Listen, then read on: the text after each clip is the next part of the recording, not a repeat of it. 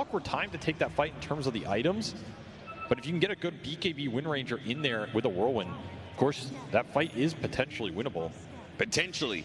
But the Whirlwind is going to have to contend with the arena walls. So Ramsey's initiation. He wants to find the back line.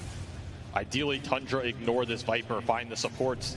That is a great ward. They drop the Chen. Yep, they see the Chen. They see where he's headed to. They probably know where the other support is as well.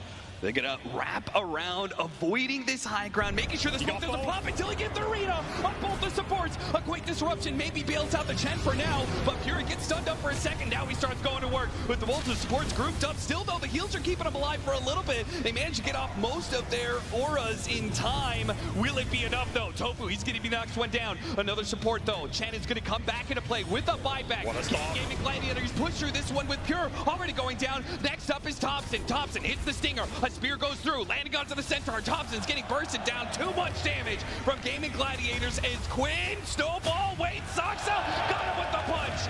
This time around, he will hit his mark, and Tundra will find that the best initiation they can get is still not enough to defeat Gaming Gladiators right next to their outpost with buybacks ready to go. Ramsey's but maybe they're going to go for a second part of this fight. Nope. They call it quits. They say that's good enough. There were some crazy Centaur stomps in that fight. These Centaurs were just running around, stomping multiple heroes from both the Chen and the Enchantress.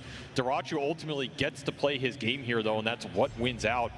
That snowball from Soxa, he took everybody into it, and it looked great for the Sand King, but I think it wasted a bit of Pure's time in this fight. We'll see that clutch stun from Ace buys time for the supports to get a lot off here. Celery will be forced to buy back into this fight. And at some point, I think somebody fed Quinn, or he had a big Lotus for the second half of this exchange, because he gained a huge amount of HP as they were trying to burst him down towards the end of it.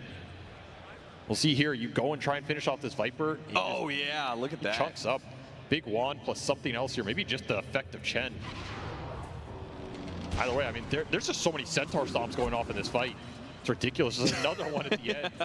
These things have done work. They certainly have, and it keeps the game close. Still, 6,000 net worth lead for Tundra. Gaming Gladiators looking to correct that. A three-man smoke up through mid with two other heroes close by. Oh, look at his BKB. They got that out of him.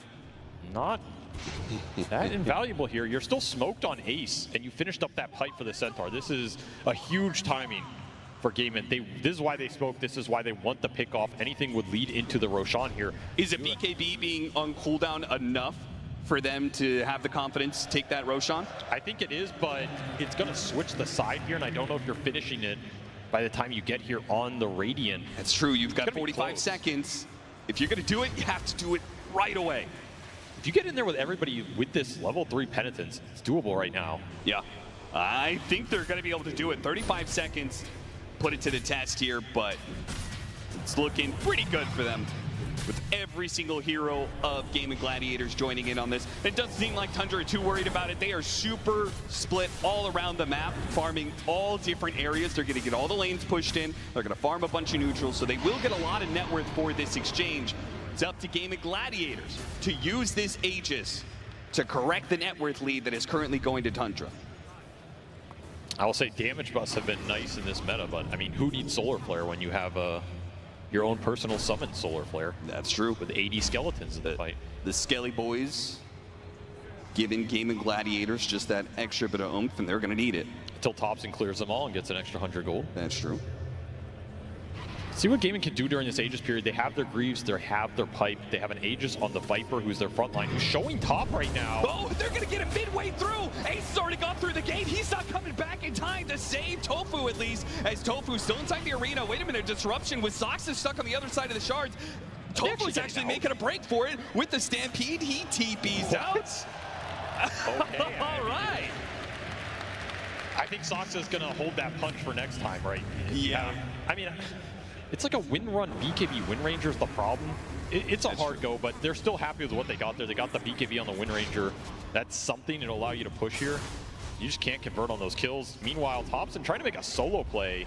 Yeah, very interesting knowing that since the BKB's on cooldown, maybe he could get a solo kill. But either way, it's Tundra being aggressive into an Aegis, which is quite the call. Thompson, he's going to go for it with BKB Bloodstone, see if he can stay alive against all five, but there is way too much. Thompson, you have overestimated yourself, and now maybe you pulled Pure into a position he doesn't quite want to be. The rest of his team is cutting in from behind. Ramsey's made the call, though, to cut the wave. See if that will stop this tier 2 from going down, and it just might. No, they kept the catapult alive, so the push will endure. They greaved it, keep it alive here. Still have this Aegis on the Viper. That means you want to go, you want to force the action. They're going to go high ground. They have a huge amount of rally boost from these summoners right now. Really helps the damage output. Oh no, the Solid Crest! Wait, the Alpha Wolf, he got the Siege Wagon! The wave has been cut. A glyph is going to be reactivated here. That stops Gaming Gladiators' push. They can no longer barrel down mid. Even with this kind of net worth lead, Tundra still have to pull out all the stops to stop the Gaming Gladiators snowball that is time and time again kick teams out of tournaments. Gaming have found a lot of net worth during this period, particularly for Quinn. Like, this Viper is starting to scale. He got Enchanted Quiver as well. He's going to be a beast in the fight. We saw how much Thompson was doing on his own. He's not really doing a lot of damage into this lineup with the pipe plus the extra magic resist right now. And that's why Gaming, they want to strike. They want to strike hard when they know their ball is stronger.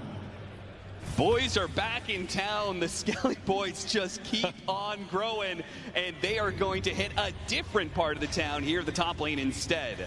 This time, the wave is not getting cut.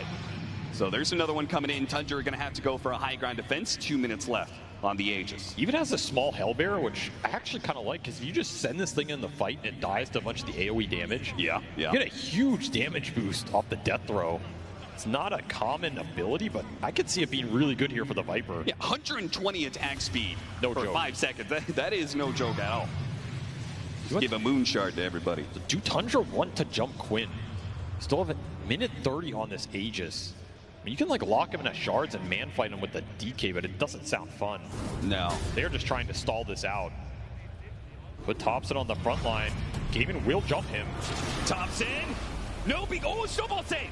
That can let him get off the BKB Bloodstone, but they are going to be deep into Gaming Gladiator side. Managed to get the blink away before the Stampede can connect there.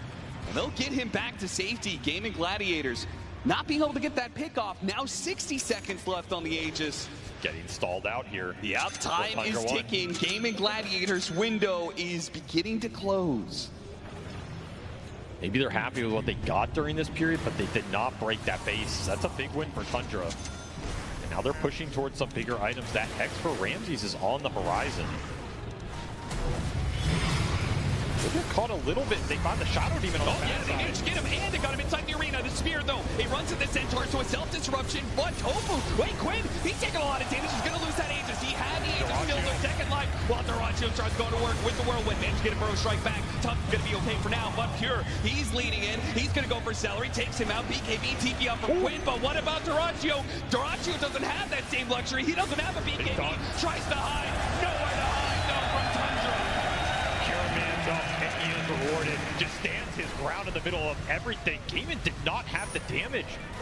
Duraccio, he wanted to pick his mark in that fight, comes in with the BKB winner on Whirlwind, but it is not enough damage to finish anybody off. And the front line from Tundra holds Thompson. He finds Shadow Demon right at the start, sets up this 3-man arena, and everybody's just locked in the cage. Ace gets melted even through the auras and the sustain. Just a brutal amount of damage. This Whirlwind, it can win you the fight here, but it gets disjointed, and now all of a sudden all you have left is this BKB Dragon Knight on the front line, and it's not a hero Duraccio can man fight at that point. This is through the Viper Aegis as well. That, in theory, was a good fight for Gaming in terms of that timing. Did not do him any favors here. Thompson made the call. He made the blink initiation, catching Gaming Gladiators a bit off kilter. And as a result, the team fight is messy, it's bloody, and it's bad for Gaming. Now a 12,000 net worth lead for Tundra. And I will say, Quinn, he barely got out of there as well. That punch from Soxo was mid-land. That was almost a full team wipe. They'll lick their wounds and claim a Tormentor here. But this game is starting to get messy for Gaming. This is not how these types of lineups are supposed to function, right? You want a Rax or 2 by now. You want to be looking at the next Roshan with a net worth lead. Instead, you find yourself down a 10K hole versus a very strong Dragon Knight who's about to finish MKB at your shop. Saksa wasting no time to make the initiation because Ramsey's up behind him and he's got a completed sight device and a spear to follow it up. Disable after disable. Game and Gladiators now have to use the Stampede to try and retreat, make sure nobody else dies, but Tofu, he'll bite the dust as well. Tundra finding momentum in this game, finding everything right now. Every jump feels good, especially with MKB done on Pure. You find Dyrachyo, he's gonna melt. Swin Run cannot save you anymore, and all of a sudden Gaimin are the ones being pushed back. Did they miss their timing in this game? They have all the ores, but they're not winning you the team fight right now. Hex done for Ramses as well. I mean, the catch is there, the control is there, the BKBs are there. Even Whitemon has built up an entire pipe to back these tanky frontliners up. This is a lot of HP to get through all of a sudden. You have 4 strength heroes on the front line, all with 3,000 plus HP with a pipe behind them. Effectively, it's so much EHP to get through. Yeah, normally it's something that we would say about Game and Gladiators lineup. Oh, look at all these auras, look at the pipe, look at the Greaves. It's too much for any team to be able to bite through, but Tundra hitting this later timing, 32 minutes, triple BKBs, triple strength heroes. Now it's Game and Gladiators, the ones who are running out of damage and struggling to deal with Tundra. As a result, they lose a lane of barracks. A second one gets damaged a bit, but Tundra not trying to take a team fight on Game and Gladiators. High ground will retreat and await the Roshan timing, which is coming up very soon. They are not pressured right now. Feels like they are scaling way better. The next set of items coming up for Gaimin are, they feel all defensive too. Lincoln's for the Viper, Satanic for the Wind Ranger, Crimson for Ace. Not a lot of damage increase.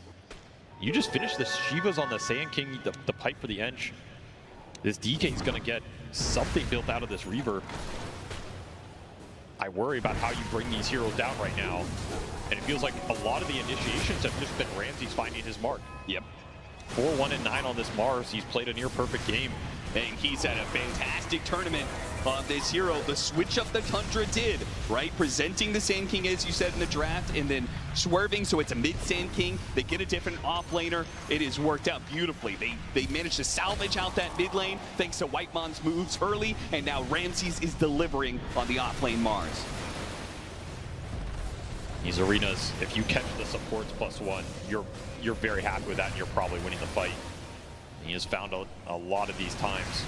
Do finish up the Daedalus on Dyrachyo, different from last fight, so that's going to be his big damage item in this game. This Whirlwind really has to do some work. You got to find at least 1 or 2 big targets during this interval. And I mean, if Tundra really want to play this game safe, they could play for buybacks, but I mean, it's Tundra, so they're going to buy out here. Satanic for Pure. 4k HP on this DK right now. Yeah, who needs a second life when Satanic really is its own second life, right? I mean, it's not like he's going to get bursted down before he could activate it. He's got way too much effective HP. And a snowball save behind him. Yeah, it really comes down to it. So Tundra very confident right now. They have a wave in Gaimin space. They don't see anybody on it, so they know Gaimin are around this pit. There's a creep in the pit as well. They're not going to show on it.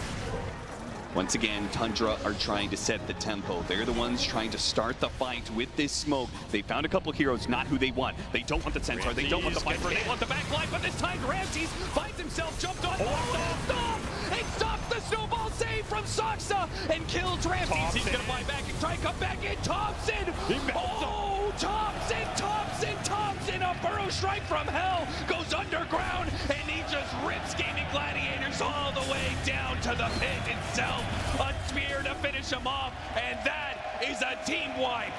And it only cost you a Mars buyback off of what was probably the best stun Ace could ever find in this game. Preventing the save, finding the Tusk, and absolutely none of it made a damn difference. As Thompson says, just leave them to me, boys, and I will clean it up. Pure with the cleaves coming through. He is invincible. The clock in this game has run out for Gaimin. This push did not come to fruition, and Ramses, he's in cleanup mode. Ramses perhaps trying a little bit too hard there, goes for something that they don't want to jump on. It's the Viper. They got plenty of buybacks out of Gaming Gladiators. They got all of them. That's good enough. And now they can back up to do the original objective of Roshan. I mean, who even takes this Aegis? You're getting slaughtered at this point. Your heroes feel invincible. Give it to Ramses. Reward him for the buyback. Gaimin falling short in this game one, especially in these team fights. They just don't have enough sustain to match what Tundra have. Here comes that epicenter. Thompson, he pumped it a couple times to get the perfect timing. The cleave coming through as well from the DK with a Nemesis curse. Just see you later. What a jump from Thompson, and Pure is able to deliver the damage off of any kind of stuns, either Ramses or Thompson. Pure says, no, there's no chance. You got nothing, Gaming Gladiators, and it really does look that way. With a 23,000 net worth lead and a lineup that was designed to take the base early, it does feel like Gaming Gladiators may not have much more in the tank, much more left for them to be able to play for, but they are a world-class team, and they have been in these situations before. So Tundra do need to be careful when they encroach upon Gaming Gladiators territory. And they did give this Aegis to Pure, so at least there's some idea this Dragon Knight is in theory mortal. He wants the second life to siege the base.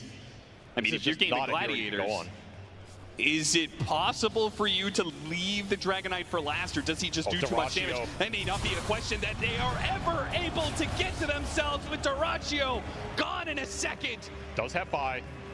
It's the one hero that had buyback for Gaiman right now. now. They're all setting up with this high ground ward. They're going to say this is the only opportunity we have. We've got to amp damage onto the Viper. Maybe, just maybe, we can pull out a miracle. But Pure's behind them. Thompson hits the Burrow Strike. A disruption save. That's going to help. They have the buyback. A TPN coming in. Quinn activates his BKB. Throws the damage back out. And then Thompson, wait, the snowball save again. Coming in from the supports of Tundra. They're bailing out these heroes, and Dyrachyo not going to make it out.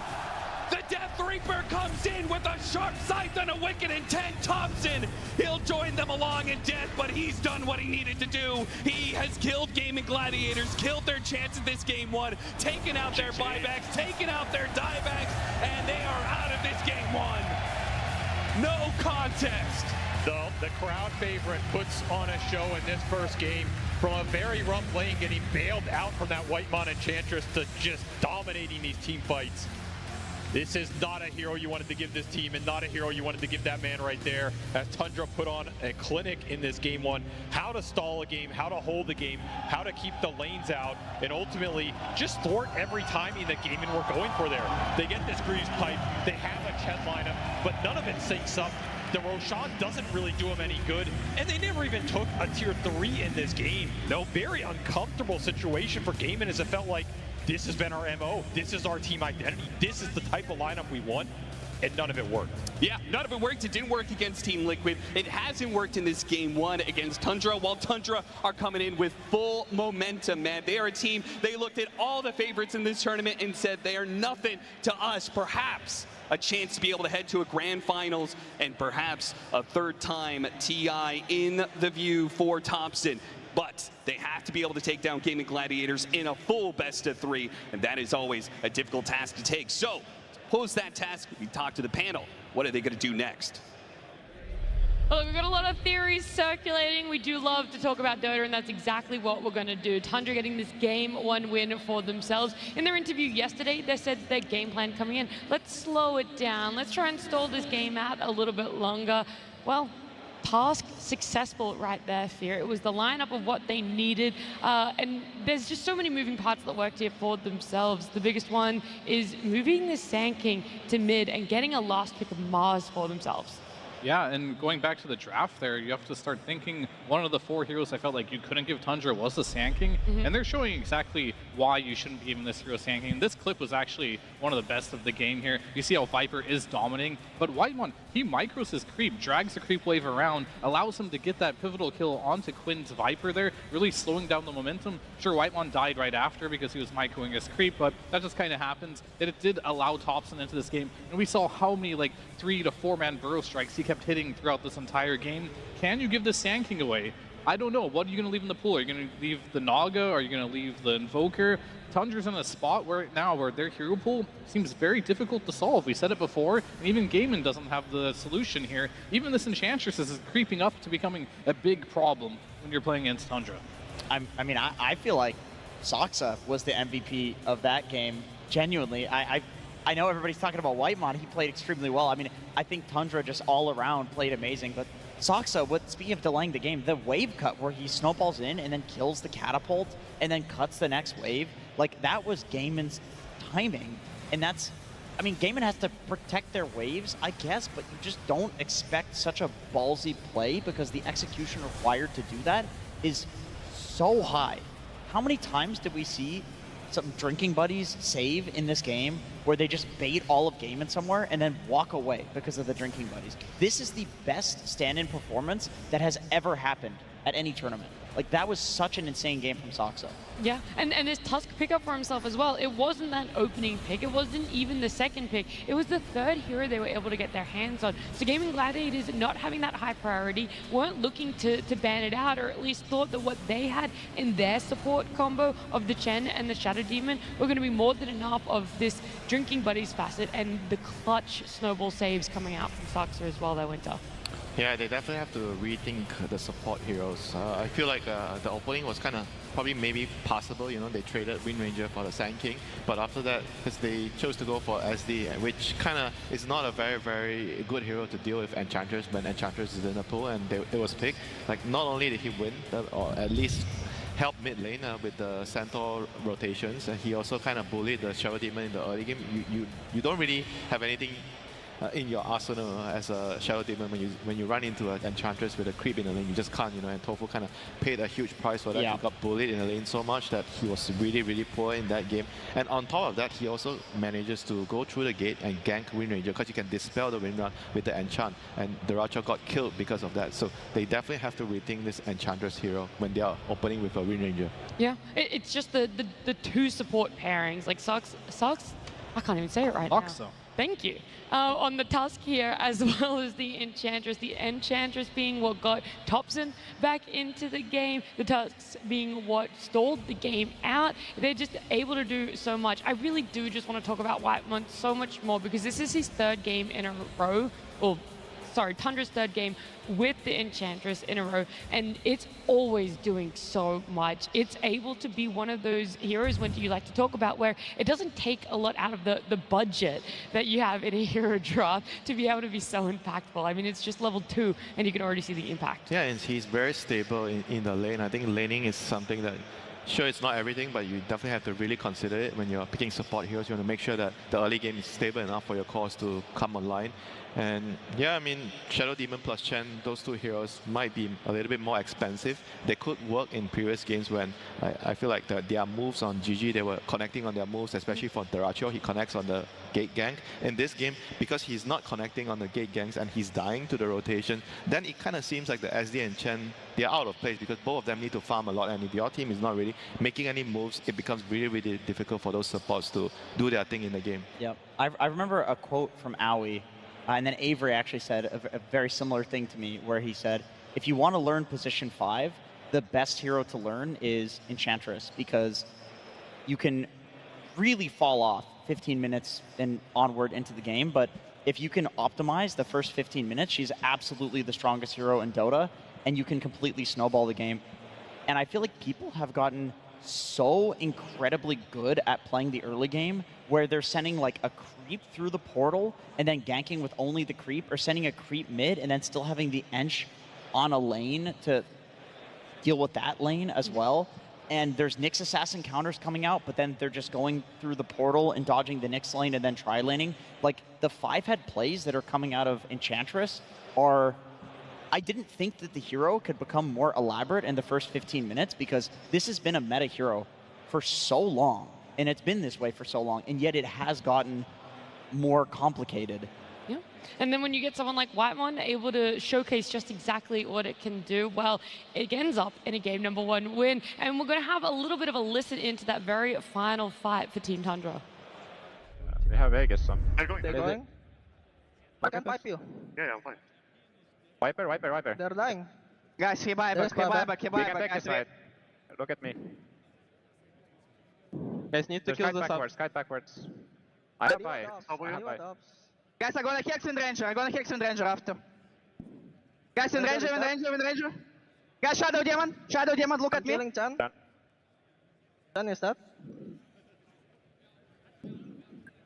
No mana on me. Finish Viper. No buy. Everyone now back. Canceling him. GG. Nice one. GG.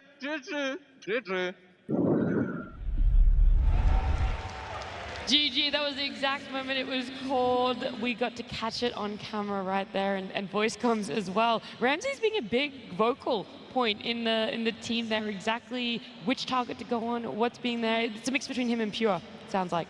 Yeah, I mean, he's always been a shot caller on the team, where even as a carry, he liked to make a lot of calls. So him moving to that offlane position, especially as an initiator, suits him very well. And even the voice comments kind of proves it as well when he's making the calls for the team. Look at me, this is where I'm initiating. Very clear communication. Yeah.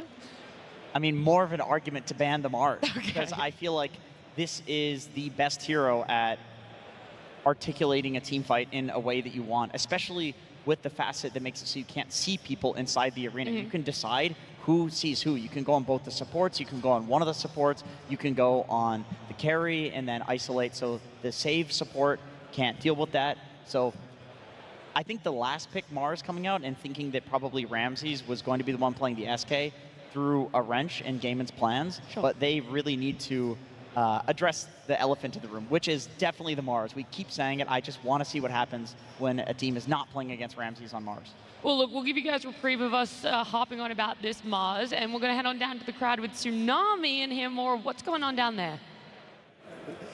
You see, the thing about a hero like Mars is when I ever think about him, I think about his muscles. He's very strong. And every good carnival, I feel like, needs a strongman competition. So I have gathered some people to help me show their might. My friend, introduce yourself.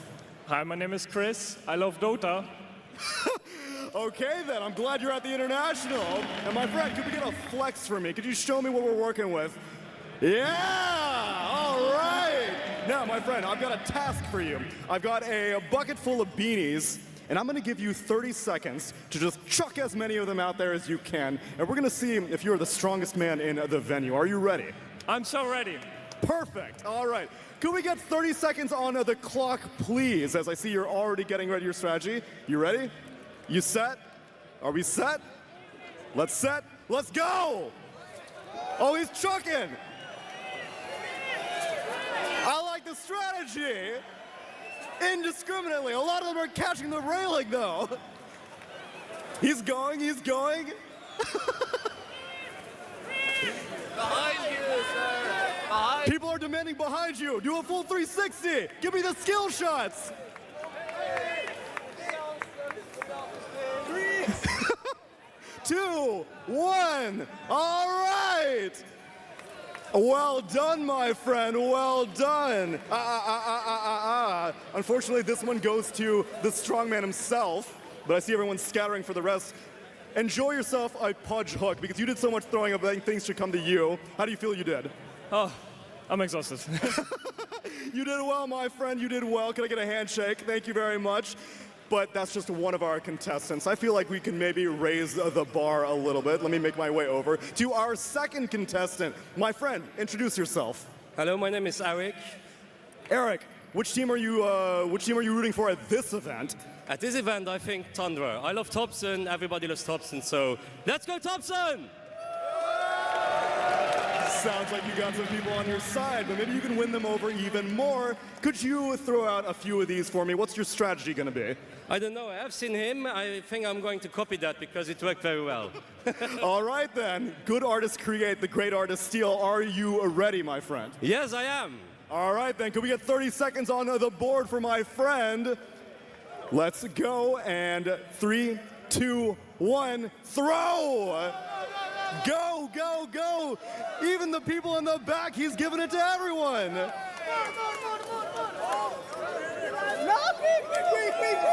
Okay, you were way too efficient at that. I gave you a slightly smaller bucket, though. Just took the cabbage, by the way. No, you also get the same prizes. Enjoy, enjoy. Oh, jeez. Oh. Okay, thank you very much. You feel like you did well? I think so. I'm sorry that not everybody could get something, but I mean... I think I may need to balance patch this. I think this was a little bit smaller than the other one, but I admire the effort. Thank you very much for participating. I hope you enjoyed. But I got to get one more, because all good things come in threes. Let's go and head on over to our final little bucket. And let me see if I can find a good candidate for... perhaps the strongest man of them all. Lyrical, what a pleasure to have you join me. Now, have you seen the rules of the game? I've seen them. I'm ready. Okay, then let me prep this for you. Let me make sure you're good to go and really savor it, all right? You know, it's about the style, it's about the panache, and I see you're in the zone right now. Are you ready? I'm ready. Always ready. Could we get 30 seconds on the board for our strong man, please? 3, 2, 1, go! Whoa, whoa! He's just, oh my God! Woo! That was in the face. And just handing out the last one very casually. Lyrical, I see one more still. Up, up, up, up, up, up, up. Lyrical deserves this one, but you can give this last one. I want you to really savor this one. I want you to send this all the way over there if you can. Woo! That's all that disc golf practice, right? Ready for it. Forehand's always good.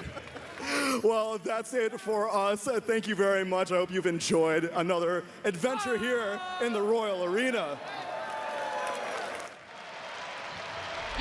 Oh, it's so amazing to see the rest of the talent there all mingling down in the arena. I'm sure you'll catch many of them walking around. And let me tell you, if we were to do an Olympics with the Dota talent, Lyrical would just gold medals across the board. No. That was not Lyrical. That was a big L down there. Sorry, big L. He was causing devastation amongst the crowd, would you say, Jenkins? Absolute devastation of the highest degree, I would say.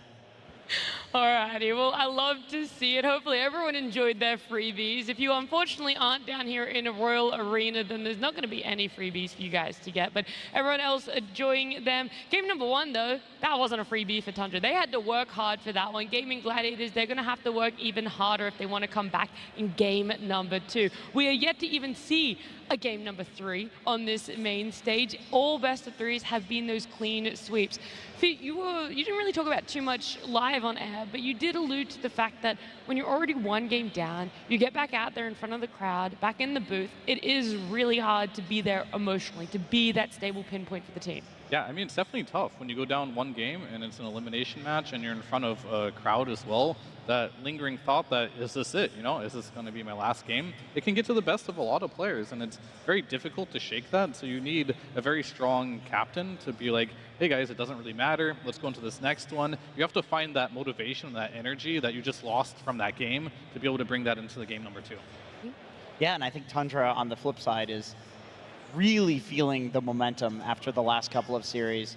Not only are they winning, they are winning with style, man. Like that creep micro mid from Whitemon, he leveled up. I already thought this guy was one of the best supports on the planet. I always joke he's the highest MMR, not main character player in the world, where he just gives his team so much, right? He's such a sacrificial guy. And I didn't know he could take that to another level, but he did it here. Yeah, I mean, it's been a phenomenal journey for Whitemon. I mean, Winter, you'd be familiar with him starting all the way back in his SEA roots. He spent that 1 year over in NA for himself last year, and then onto a Western Europe team, and now he's in the top 3. He's making a podium finish for himself no matter what happens in the rest of this series, but we do have our players walking back at here. Tundra having that confidence, Gaming Gladiators still going to have to try and find it for themselves here. Yeah, he's definitely come a long way, you know. He's always been a very bright young talent. A couple of years ago, he's really, really good in the laning phase. He plays many different heroes. He's very hardworking, and he's just a very, very good teammate to have. And back to the point about like players he's carrying as a support player, I think in this type of situation, you kind of can't really always rely on the same person to carry the game, and it's good that Tundra has been like switching around. Sometimes the supports are having a good game, sometimes Ramses is having a good game, sometimes Thompson is having a good game, and sometimes Pio is carrying the game. I feel like they have like a really good thing going on there, you know, they're taking turns. If Thompson doesn't really get his heroes are getting targeted, and someone else steps up to the plate. It makes it really hard to play against them, honestly. And the drafting has changed for Tundra as well, where the Thompson picks that you would expect, the crazy ones that usually come out in the last phase, he's just playing normal stuff in half of these games. Yeah. And it seems like the other teams are having the same reaction that we do, which is, oh, he's just Sand King. Oh, he's just Viper. Okay, well, and it throws a wrench in the entire draft. That's what's given Tundra a lot of leeway, I feel, even in the upper bracket, despite maybe not always converting it to a win for themselves, but definitely prevalent in the lower bracket, is their last pick feels so gotcha. Even if it's a meta pick, Fia, it's still a gotcha on where we're putting it, how we're going to play it, how we're going to match this up into your draft. I mean, all the way from the last pick to the first pick, I think, is right now where Tundra is excelling. I'm starting to think that maybe you change your style up against this team, and you let some of the heroes in that are been permabanned, like the Naga. I feel like make them play this hero. They haven't played it yet, and they're so good with the heroes they're playing right now. What do you want to ban against this team? You let the Sand King through, that seemed to be a big problem. You tried to answer it. Quinn doesn't really want to play Viper. He plays it to crush his lane, but it sort of happened, but then he dies once, and then you're Viper, right? And now you're playing versus Sand King, so what are you going to play against? Are you going to play against the Lone Druid? I'd say definitely not. God, no. Are you going to play against their Sand King? No. Question mark. Okay, are you playing Invoker? versus Viper? I think you mentioned giving up Invoker. You'd rather play against Invoker out of all the heroes. All right, so like that's the last one. So we're in agreement that then what Sniper needs to go, Sand King needs to go, and so does the Lone Druid. That maybe gives you one ban depending on what side you are. Does it Invoker? Is it Enchantress? Is it Tusk? There's a lot of heroes there that they can pick that they're really good with. So it's very difficult right now to draft against this team because midway through the tournament, they have found their identity. And I feel like that's exactly when you want to find your identity too, because now it's hard to solve you. You don't have much time. Yeah, but if your first pick, it kind of simplifies things a lot. Yeah, it does. Yeah, and this game, they have the priority to choose, you know. I mean, we can't see what they picked, but I feel like being on the first pick after what happened in the first game is definitely going to make a lot of the decisions that you talked about a lot easier. And I will say as well, Gaiman, they've been second pick 3 games in a row now. They've lost all 3.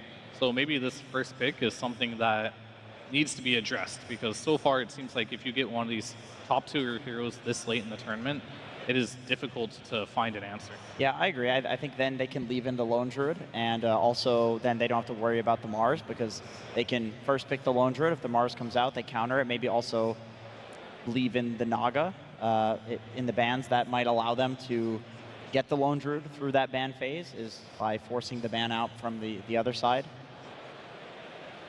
I mean, being on the first pick is just like really nice because you have the 7th ban, and then in the 7th ban, you can ban one hero after seeing your opponent's 4 bans, and then you pick a hero. So it gives you a lot of leeway in terms of deciding what you're going to leave in the pool and what you're going to trade for if you want to trade, or if the enemy leaves 2 OP heroes, you ban one and you pick one and they get nothing.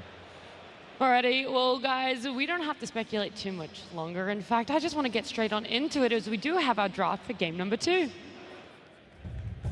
Gaming Gladiators versus Tundra Esports.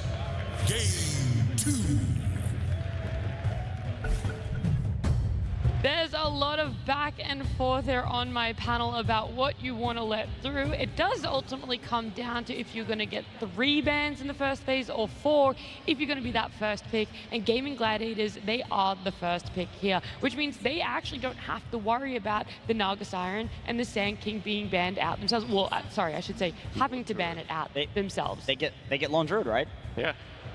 Yeah, you either ban it here or you pick it up for yourself. Yeah, I really sincerely doubt how all the Lone Druid games have gone for every team, that they're going to ban it unless there's some crazy 5-head stuff coming out, but I don't see why you would have to do that.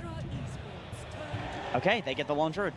They even did the Inch ban, which is a good adaptation as well. They did not have to ban the Naga or the Sand King, which allows them to get the Lone Druid. Sure, we're going to talk about the Mars on Ramses being good, but Lone Druid, in my opinion, the best hero in the game against Mars, because you can't spear back the bear at all. It just doesn't work. So that's one great instance of it. And if you get trapped in the arena, you're just really tanky. You don't mind. You'll just... He doesn't care, yeah. The Lone Druid is almost impossible to kill. I mean, you spear the Lone Druid, and the bear just heals him. Yeah. I think this is a reasonable solution to the Lone Druid, because you have a slower timing in a way against Lone Druid. Because you need to maybe get your BKB, you know, Lone Druid kind of doesn't really need too much. You're fighting way earlier than the Wind Ranger, but it does give you some solutions. Okay, surely this game we see a Revenant's Brooch, right? A Lone Druid is an armor-based hero. I mean, I would agree. I think Pure has shown that he's adapting a lot to the tournament, and I think he looked at the games yesterday from Liquid and saw that as well, and will probably adapt. I wish I could sound smart about these picks, but I already said it earlier. The carry pool is just so limited. Like, Lone Druid's picked, Wind Ranger's the next on the list, and that's about it for now. So we got our 2 carries already figured out here. And now we're just going to start targeting players that we feel like should be targeted. I feel like if you are on Gaimin, you're definitely looking at either Ramses or Thompson as per usual. So which one of those are they going to target? It's going to be the Centaur for Tundra, and then the Clockwork, which is actually a support respect pick. Works really well with the Clockwork in the lane. So we have seen Gaimin go for the Underlord versus the Wind Ranger. Natural Crimson Buyer, also a hero that has built-in damage reduction in the aura. Once again, talking about the Revenant's Brooch, that seems like a decent counter. In terms of Blade Mail heroes that are Centaur-like, Centaur's probably the best counter in terms of that against Windrunner. I mean, if you're expecting the Brooch from Wind Ranger, I think Kunkka is I was going to say Kunkka is probably the Blade Mail type option that will also allow you to kite through the Whirlwind without just having to kite through it with damage reduction. Like, the Revenant's Brooch doesn't do anything against the Rum buff. Yep, Shadow Demon, Wind Ranger, I guess they probably don't really want the Wind Ranger to play into the SD Purge later down the road, so they're choosing to pick it up on their side. Not sure if you're going to be in the lane with the Wind Ranger. I think overall I still prefer a melee hero with the Wind Ranger, like something like a Train Protector. That would be great, but right now they just don't want the Wind Ranger, I guess, to run into the SD. And for Gladiators, they're going to have to figure out how to deal with this in the lane. I just don't know what Ramses can play versus Lone Druid. Like, this hero has always been very strong in the laning stage. It's just we didn't see it picked very often because its mid-game was not good. But now that they introduced the new facet of bare necessities, here you get 3 items, and you become this mid-game powerhouse where he was kind of weak before and definitely would you say Darkseer making a copy of him could be an option?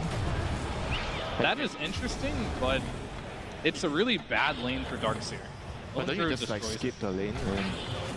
Maybe that's what you have to do. That's kind of what I'm getting at here. And Ramses Darkseer is not a hero he has picked at all this tournament. It doesn't really fit the archetype of what Tundra want to do as a team. So I'm just baffled that they gave away the Lone Druid. This hero just seems unsolvable right now. So, and I'm not currently seeing anything that Tundra is doing that is solving it right now. Like, you have Shadow Demon, doesn't really do a lot versus the hero, as he does have 2 units.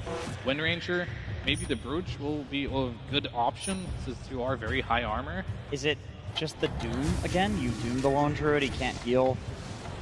He's very tanky, percentage-based damage.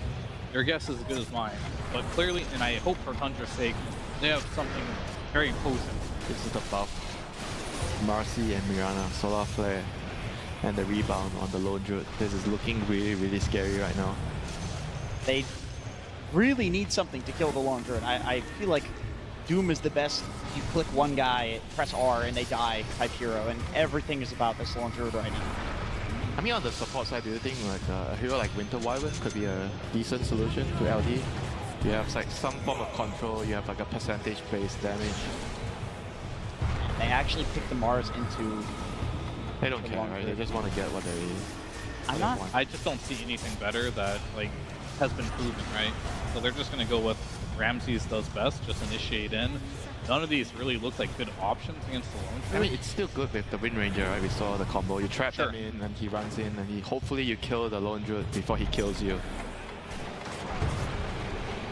They need more damage, though, because right now it's currently only Wind Ranger doing the damage, and we've seen, especially in the last game, some games this Wind Ranger isn't enough damage. You need something else to supplement it. Snap. You can't just like assume that this Wind Ranger is going to be top net worth in the game and it's just going to kill everyone and all you have to do is disable. So yeah, Snap could work. Snap Phoenix. Would you have preferred Phoenix percentage-based damage against Lotus?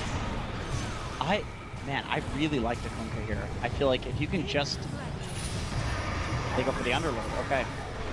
That's the other option. I mean, you have the damage reduction aura, you have a Crimson Buyer against the Windrunner. It's a Pipe Buyer as well against all of the overwhelming magic damage that comes from the Mars and the Snapfire, and it's just Ace's current preferred hero. Yeah, probably his best hero right now. It's very good with the Mirana in the lane. You can set up the arrow. It's very good at protecting the lone druid in the game. And if SD is the position 5 here, I feel like Underlord should have like a pretty decent early game. Now we're back to the mid lane. You're very familiar with this last pick mid situation. We think we're back to the mid laners. That's true, but what is the flexibility on this one? I mean, Thompson could play Wind. Wind mid, yeah. That's... But I'm telling you from a carry player like perspective here, there's 2 to 4 heroes that you can pick, and everything else just feels bad. And it feels like the mid lane, you have way more options. A lot of heroes can feel pretty good in the right situation. So as much as Thompson can play Wind Ranger, there's just no more carry heroes left unless you want to go with some DK or Alchemist last pick here. I mean, they kind of need like for Gladiators initiator, like a Puck, Storm type of hero. Both teams want Puck, I think. Yeah, Tundra's gonna ban it. That was a good Rubik ban under Lord. Thompson, he does enjoy the mid Rubik, so I think we saw a game the other day where Rubik's circles were much bigger than the Underlord. So Quinn needs... So it has to be like some Pango primal hero left, right? Ooh, Pango. I don't know. You mean for Quinn? Yeah, I mean, Pango is pretty good into the arena. Aren't you pretty good in Snapfire. I mean, don't you just risk being dazzled? I feel like Thompson loves these last pick scenarios when he's playing against the lineup work for them though? If they're going to pick a Dazzle with a Wind Ranger and Mars, like, do they have like an overall good lineup, good enough lineup to win the game? It's good for the lane, but is it good for the game? You know? Nice call. I don't think he's gonna be too really worried about his lane matchup. I think he's thinking more of the game. You know, what is good for Tundra in the game. I mean, it's interesting because they banned Storm and Puck on Tundra, which are 2 heroes that are good against the Pango, so Gaming did a really good job reading these 4 bans and kind of using Tundra's bans against them here by picking out this Pango. So it has to be like what, a primal as a response maybe? To counter the Pango in a way, and maybe you can kind of try to fight with your Mars and Wind Ranger, low tempo, low cooldown hero. You don't really need to wait around too much. I think they need to play fast. You know, they need to match this Gladiator's speed. They can't really like play too greedy here. What about the Thompson Grimstroke mid? You're gonna have to really sell me the next 40 odd seconds. You press R on Pango and then he stops rolling. And it's also very... Quap stops the roll kind of with the Sonic Wave. Oh yeah, Quap dumpsters Pango in lane. Although, is that still true given how Pango now has the barrier and Quap is not really maxing dagger as much?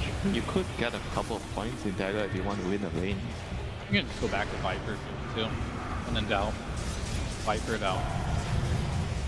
Oh, Bat Rider. Okay. Okay, that is very interesting. That leaves you options here, but he's just going to instant pick it. Okay, so Bat mid versus Pango. This is a matchup that I feel like Pango, if you just hold your spells correctly, shouldn't die.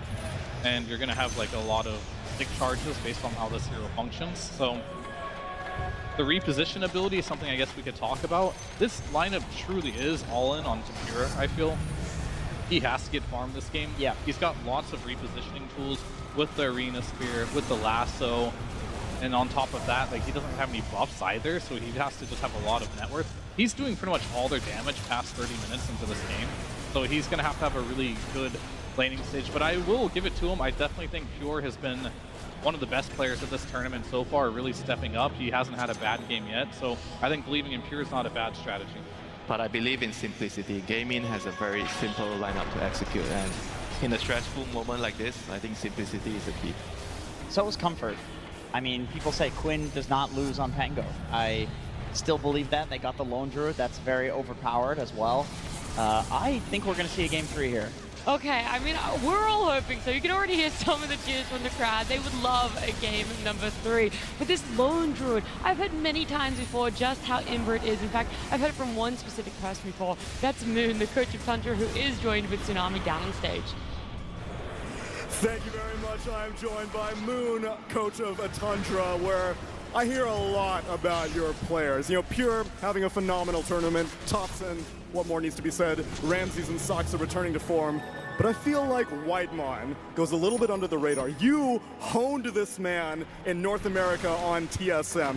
So why should all these people out here start celebrating Whitemon a little bit more? He's like super humble, and he's the last man in Southeast Asia representing all the Asians. He's carrying the torch, not just for Indonesia, but that whole region. And now while we're building one of them up, maybe you have an opportunity to build someone down. Quinn Pango, you think that was going to be the last pick? Were you expecting it? Of course, it's Quinn Panglier, but Storm and Puck are meta right now. Pango, not really. This guy boosted Pango for 2 years straight, and now he thinks he can just Pango like this? Nah. Time's run out, apparently. Moon Meander, thank you very much. Let's see if you get the Game 2 win as we send it to our casters. Will the Pango manage to get Gaming Gladiators into a third game, or will it be their downfall? They've relied on it in years past, Avery, but it's a different meta now. Their question, though, is Pango a real hero now, or is he still a fake hero? Because it might decide Quinn's fate at this TI. He has gone back to his roots, gone back to the comfort, the security, the nice warm embrace of a Rolling Thunder. But will it betray him in the end? That is the ultimate question. We'll find out in this game, too. It is an interesting one, because it's not a hero we've seen have a huge amount of success in this event. But like Moon mentioned, when you get to those last bands, the Storm is out, the Puck is out, you have to pick blind against a potential last pick that you know Thompson is going to be like, I'm going to play every cheese under the sun. I dare you to pick some normal melee hero. It's a scary situation. And so they have to go to something that they feel like is just robust enough to work in almost any situation. And what about that response to it? We saw the Batrider picked up. Is that a good enough answer to the Pango? I mean, we heard the panel suggest a lot of things. I mean, Jenkins is out here throwing out, mid-grim strokes. I think, there's a more reasonable suggestion, and maybe the Queen of Pain. Instead, we went the Batrider, a hero that has been on and off scenes in the last couple of months, but not super popular. I have no doubt that Queen of Pain was suggested, and Thompson probably said, no. I saw someone else play that this event, so that's off the list. I think Bat is a hero that we've seen him go to as one of those melee mid-abusers. It's in that vein of like the Dazzle Vipers, right? But it does a bit more in terms of initiation power and just skirmishing around the map. Yep. I've also seen this Batrider fall flat. Like even in his hands, it's a very volatile hero. It can either be explosive, you get power runes, you're running around the map, you have a really fast tempo, and all of a sudden you're a force. It can also be kind of lackluster if the lane doesn't go your way, and then some of your spells just don't feel as strong as something like the Queen of Pain like we saw yesterday in Nisha's hands, right? Just decimating an entire team fight. Batrider's like, I'm going to kill one guy, ruin his day, hope the rest of the team wins the fight. Well, we'll see whether or not this Batrider is going to fall flat. One thing that we are pretty sure will not fall flat is old reliable for Tundra. They've got the side lane cores of Mars and Wind Ranger, heroes that we've seen again and again and again in this tournament and for this team. And in their hands, we'll see whether or not they're able to upset Gaming Gladiators. Gaming Gladiators have another very important hero that I want to talk about, though. The Lone Druid. They took it away from Pure, got it into their own hands. It fits into what Gaming Gladiators like to do as well with a lot of this 5-man push stuff that they're doing. Is this hero answered? I mean, it's a first pick for a reason, right? You've got so many heroes to be able to try and counter it. Did Tundra answer the Lone Druid? I mean, we saw this Lone Druid as an answer to Mars in a lot of the games. And this was a first pick, so you kind of have to have faith that Lone Druid just powers through everything here. It has some good matchups in this game. I feel like it's not directly answered, but Tundra might be able to play around it by getting the jump right. Batrider's a hero that can find him. You have long-range kisses that can come through. You have Mars that can kind of separate off the fight, and then Wind Ranger to deal the damage. I think their lineup can deal with it in its entire whole together, but there's no like real direct answers to this hero. I also posed the question of like after that series yesterday, does this hero have answers in the game, or is he just completely broken? Like some of those team fights that Pure was getting away with yesterday were just ridiculous. I'm not even sure if there aren't some things about this hero that are actually busted right now. Like, is he bugged? Yes. Is he working? I don't know. Some of those things just looked absurd. So I feel like this hero can power through anything, and on top of that, Gaiman put him with double damage bump in the Murano with the Solar Flare, plus the Marcy with the sidekick. So, oh yeah, that's a good point. There's a lot of damage you can pump out with this Gaiman lineup. They feel a lot more stable than last game. I think Tundra are going to have a tougher time breaking them apart. That said, they do have some of their signature supports for the tournament. A Wind Ranger for Pure that he has popped off on. And maybe a lot of it comes down to that Ramses Mars, right? He's now 7-1 on this hero. Just doesn't lose. Pure will snag the first blood. Big win for him. Yeah, Game of Gladiators, before the runes actually spawn, they were off to a good start with Quinn being able to get a D-ward on mid, so he gets that extra bit of golden experience. But the side lanes maybe falling apart a little bit there as they gave up first blood for the kill on Tofu. Still, though, Saksa also dies in the off lane, leaving Ramses alone for a minute. Sure, Dyrachyo would love to have had that first blood gold himself on this hero, considering what this hero can do with a good start. You just run away with the game, right? Yeah. And he's looking to free farm this lane. Marcy can set up some kills as well if you get some lucky roots. But I will ask Austin, should you have given Ramses this Mars this deep in the event when he is not losing with this hero, when it feels like the comfort pick for Tundra at this point? I mean, somewhere, Collapse is watching the series going, why didn't I just get Magnus every game? Seriously. I definitely think it's a potential mistake here for Game of Gladiators. I wouldn't be giving Mars to these guys just because, as you said, it does feel like they are so comfortable on it, and on this main stage with all the nerves that are going to be going around, it feels like comfort has to be king. Thompson is comfortable on any weird hero, and he's going to be rocking the Batrider here, which has not gone very well for him at this initial part of the laning phase. He is 7-1 compared to 13-4 for Quinn Spangolier. And we see, like, he's just going to take a water rune. That bottle's coming out now. It's been a slow start for him on that mid lane. Quinn definitely getting the upper hand, but of course this matchup comes down to, can the Batrider just randomly get a solo kill at some point? Do you rotate into that mid lane, get a clutch pickoff? And most importantly for this matchup is probably the power runes. Like, the 6 and 8 minute power rune can decide a lot in terms of what this Batrider can ramp into. Or does he play a slower game, just getting jungle stacks up and using the Firefly to accelerate his farm? You see very clear every single time Quinn comes in, has no sticky napalm stacks on him, and has shield crash ready to go. He can get aggressive on Thompson, but a couple of stacks up and Quinn, he has to retreat. Whitemon in some trouble here as the blood grenade should spell his doom. Game of Gladiators not only get that kill, but also protect the Lotus, preventing the Tundra team from being able to make it up. And Ramsey's also in trouble. Both side lanes suffering there as they try and go for Lotuses. Game Gladiators quick to be able to punish that positioning. Nice side lane gameplay here. Gaimin want a fast start. I don't think they want to end up in a position like they did last time where they picked some of these lane dominators like that Viper and it just fell flat. Thompson gets his recovery time and you don't get the snowball action you're looking for. This is a much more solid start for them across all 3 lanes. Pure with that first blood gold is happy, but these supports on the side of Tundra are suffering. Not having that early snowball effect like we saw to the Enchantress last time where Whitemon was just straight up winning 2 lanes. This is going to be a bit of a slower game for them. These are tough heroes to roam into to kind of skew it back in your favor. Like, you're looking at the cores in this game, a lot of them are just extremely tanky in the early game. Yeah. The bracers are already up for Ace. He is cruising.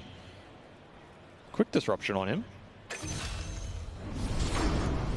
See what they can do with that one. A lot of stacks there. That's 5 Shadow Poison stacks. Yeah. That's going to do some hefty damage. That's going to get the kill. Okay, even with the double bracer plus the stick charges, cannot live through that amount of stacking.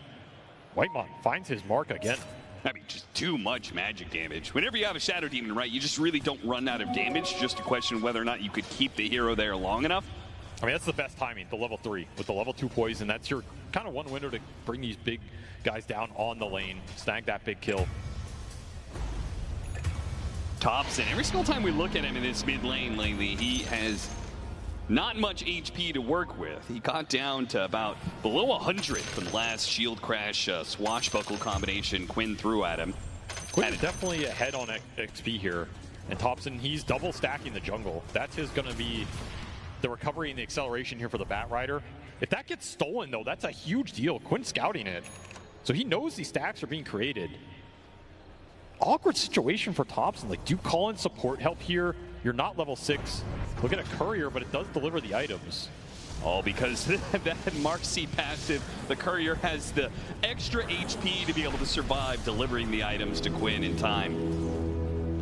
Almost level 6 on this Pango in the rotation. And he goes through the gate, shows up here in the top lane, hits a disruption, trying to lead into the spear, but Celery interrupts it, grabs Ramses, hops away. Can he make it out? The cookie lands onto him, stunning up for a second. Pure keeps the chase down. They manage to get that kill, but TP's coming in from Quinn. Oh, nice spear. Ramses stops the Rolling Thunder.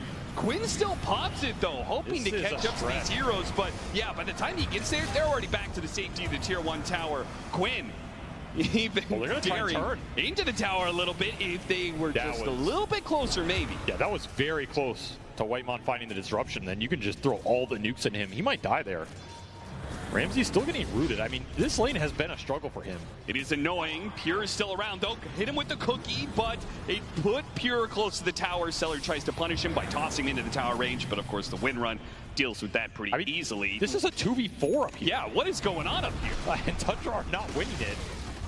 Just an empty lane bottom for Ace. 2-on-1 mid as... Look at it, they're trying to head him off to prevent him from going through the gates. They're saying if you want to get back to the safe lane, you're going to have to use your TP. And Quinn is still eyeing these stacks.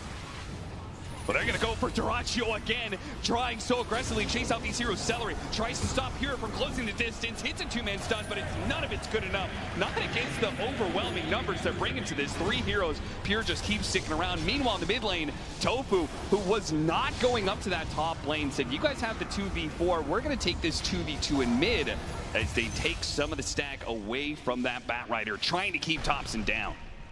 Very interesting commitment from Tundra, just kind of getting stuck in that awkward situation. Top Pure. Can the pin into the arrow land? Not quite. And Celery is unable to get a follow-up stun either. Pure waving goodbye to Gaming Gladiators as they fumble that game. Wisdom Rune gets claimed by Whitemon, but man, Soxa, this might be the lowest level I've seen him in a lot of these games. He's still level 3 on this snap after Wisdom Runes. He's gonna have to find some team fighting somewhere in this game. Yeah. And if you're gaming, I mean, you would love to take advantage of this right now. Especially since you know Thompson, well, they may not know, but Thompson's just trying to max out his basic abilities here to increase his farm rate. No lasso, he's just gonna try and get to his first initial set of items, looking dreads. This is gonna be our fast rush blink dagger kind of game. Maybe. We'll see how much he wants to scale versus make stuff happen around the map. Could see an argument either way, especially with the start Pure has had on this Wind Ranger. He's still very farmed despite all these rotations top. Looking for Dyrachyo again. Look at the ult, but... Yeah, that was a nice poke from Tundra, right? Disruption, show a hero, Dyrachyo immediately pops his ultimate. There really was no way they were going to get that kill. They've been really obnoxious in this top lane. I don't know how much damage it's done, but it's been annoying. Now you have this gate up on Ace, though. Yeah, so you have to worry about the dives. And Dyrachyo's also saying, like, all right, I'm tired of this nonsense. You keep on coming to my lane. I'm going to go to your lane. And I'm not going to try and get a hero kill. I'm just going to take your tower. Double Demolish will get the job done. Might just go back through as well and defend, keep farming top. Yeah. Tundra lose the first tower here. Open up a lot more space for Ace. And ideally you want to start using this Rolling Thunder. Get Quinn involved, look for the team fights. Tundra don't have great answers to the spell in this game.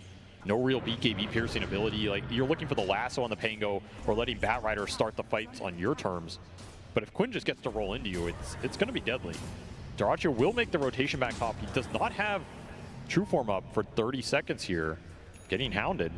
And Whitemon, he doesn't want to go into that pit for the danger of a bear popping out. This time they'll hit the pit arrow, chaining the stuns quite a bit, but it's good enough. A level 2 win run certainly isn't going to last long enough to get him out from 3 heroes. 4-4 now. Gaming Gladiators with 1K lead. It's a big find for Gaming. They find the enemy carry, protect their own. Dyrachyo's not getting ganked right now. As Thompson, he's been lingering up here for a while. They really want another kill on this Lone Druid in the laning phase. Have Arena, you have Lasso. Well, theoretically you have Lasso, he's 4-0-4. Support duo Gaming Gladiators continue to find victims in the Radiant jungle, it seems. As Tofu, oh no, he's not going to be able to get the vision on him. He misses the kill, and now one leap is only going to take you so far. Pure with the Whirlwind will get some vengeance for that death earlier. Still going to be able to get on top, and though Celery pulls it back into Ace. Pure win run coming up in a second. Too late, Quinn. What a move from Ace, using the gate to pull in Quinn. Quinn thinking about going back through, but he sees that Soxa and Thompson are waiting on the other side. Ramsey's stuck in no man land, did not respect the roll potential, and just gets caught out on that ward. 2 big core deaths for Tundra on this bottom lane with a nice gate from Ace. And again, Thompson, he's 0-0-0 at this 11 minute mark. Just can't find his point in this game to make his presence felt. Does have the lasso online now. They'll just take the tower. I mean, Arsonist going to work here. Yeah, you take towers really quickly, especially if you go kind of a stat build on Batrider, and he is going that. No fast Blink Dagger to try and set the pace for the rest of his team. Instead, it looks like he wants to just farm up and get a Hurricane Pike. He just wants to scale in this game. Yeah. Now, this hero can do an absurd amount of single target damage later on, which is kind of the idea here, particularly if you can find the Lone Druid. This is a slower buildup, however. Ramsey's going to force the fight. Ramsey's put up on the high ground. That's a little awkward for him. Struggles to get down there to put some more damage. Looks like they have caught Celery, though. No, Celery gets the hop away. No other stuns, it seems, from Tundra. Is everybody? Now Celery gets caught in the river still. And they look for even more. Tofu will get away from Thompson in time. Same goes to the Underlord, away from Pure. Man, if you have support ults there on the side of Tundra, that is a way easier exchange with Kisses and Demonic Purge coming through. Another fight as well that Thompson doesn't get to be part of. His game flow's been a little awkward, but he will continue to find the farm. And both carries are just going to go back to their sides of the map, try and get into these Maelstroms. Blink is online for Quinn, so that's the first big kind of initiation item in this game. An opposite approach by him, right? Like, he's trying to hit in early timing, picking up this early Blink Dagger. If he doesn't get anything done with it, he's going to feel pretty bad in comparison to what Thompson's pulling out of the jungle right now. Yep, so they're going to instantly smoke him and instantly gets broken. Oh, running into Soxa like that on the high ground, too. No vision. They don't know if there's a real threat up there, so they can't even chase him. Meanwhile, Thompson, a hard camp and an ancient stack. He's just farming, getting the power runes, getting to his items. Deep Ward does come out off that smoke, so they will find Soxa anyway. Trying to get a cookie down, but he gets pulled away from the ledge, preventing him tumbling down below. 6-7 now. This Pango's strong on the map with the two supports behind him. It's not a hero Tundra interact well with. They'll claim another tier 1 for their efforts.